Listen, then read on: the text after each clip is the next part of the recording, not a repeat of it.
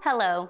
If you're receiving this message, it's because our not-for-profit loss mitigation legal clinic has now verified that you have an investor-owned loan, and it is not owned by the servicing company who you may have previously tried to obtain a loan modification from.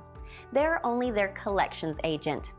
We too have now also successfully submitted a full and complete loss mitigation file to your servicer on your behalf.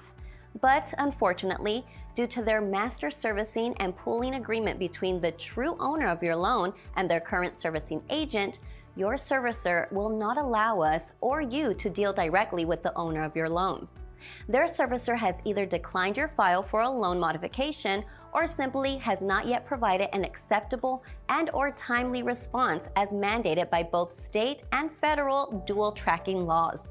Since your servicer will not allow us or you to speak to the true owner of your loan directly, we will be sending your servicer a final request for a response or a timely appeal to attempt to overturn their decision. Although it is typically the owner of the loan that can or may provide the exception or approval that we are seeking for you.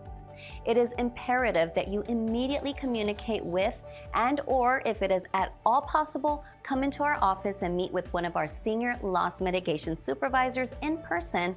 And at this time, it is very highly recommended since we are dealing with your home. Because your servicer may not make a timely decision as required by state and federal law or an exception to overturn their denial, we strongly recommend you consider getting the owner of your loan directly involved in your efforts to retain your right of home ownership preservation. Click below to schedule an in-office meeting, which is highly recommended. Or if you're unable to come meet in person, click an acceptable time and date to discuss your file with the manager.